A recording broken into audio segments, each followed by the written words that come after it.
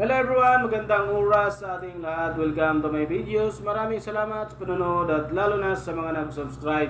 Thank you guys, at kung bago ka pa lang dito sa aking videos, huwag kalimutan mag-like, comment, share, and subscribe para updated ka sa aking mga bagong upload na mga videos na mayroong mga gandang kasaysayan at halaga tungkol sa ating mga barya. Guys, ito yung $1 coins ng Hong Kong, China. Mayroon taon na 1998. So bago tayo magpunta guys doon sa ating bintahan ito guys, sa ating mga siling online, tapusin mo natin ang kanyang features guys. Dahil napaka-importante rin na malaman natin ang tungkol dito sa baryang ito ng Hong Kong guys. Yung features guys, ang issuer ay Hong Kong, China. Covered ba ito ni Queen Elizabeth II guys sa 1952 hanggang 1997 ang kanyang date. Meron siyang period na Special Administrative Region 1997 ang kanyang date. Ang type naman ito ay Standard Circulation Coin. May taon siya na 1994 hanggang 2019. Ang value naman ay dollar. So sa Pilipinas guys ay nagkakahalaga ito ng 7 pesos and 48 centavos. Currency naman ito ay dollar. 1863 ang kanyang date. Ang composition naman ay copper nickel. At may timbang ito na 7.1 grams. Ang kanyang diameter ay 25.5 mm. Mayroon siyang thickness na 1.90 mm. At ang kanyang thickness naman ay mild orientation ay middle alignment. Mayroon siyang number na A number 22118. At ang kanyang reverse number naman ay KM number 69A and shoe number 53A.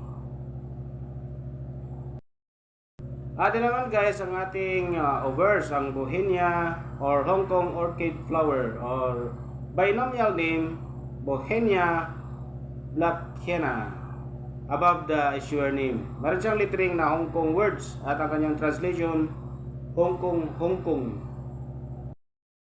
Ang engraver nito guys ay si Joseph Yam. Ito naman ang ating reverse guys, the denomination in numerals and above the date and the denomination in Latin at the bottom. Meron siyang lettering na 1, denomination, mayroong year na 1998, $1. Translation, $1, $1 1998. Ganun din ang engraver si Joseph Yam. Ang kanyang age naman ay rated. Ang mint naman ito guys ay Royal Mint Land Treason United Kingdom 1968 ang kanyang date. Meron comments dito guys.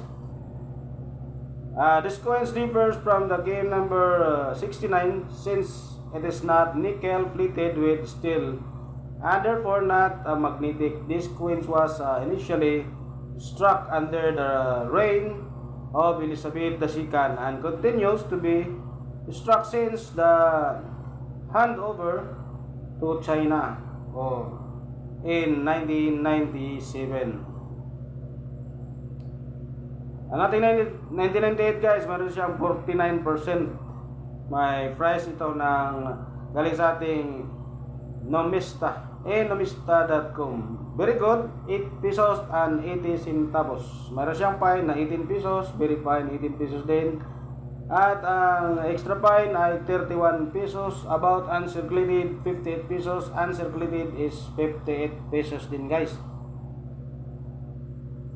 So naka-display rin ito guys sa ating selling online sa eBay guys ng 12.93 US dollars. Pilipinas guys ay 739 pesos and 98 centavos. Para sa good condition yun guys. So kung meron kayong mga ganitong coins guys, doon na lang kayo sa ating mga selling online, mag-display guys para makapaglagay kayo ng magandang presyo doon guys. Sa ating mga selling online sa eBay, Lazada at sa Carousel. So yun guys, ang ating mga nakuha informasyon tungkol dito sa ating $1 ng China, ng Hong Kong, China. Maraming salamat sa panonood guys at God bless sa ating lahat.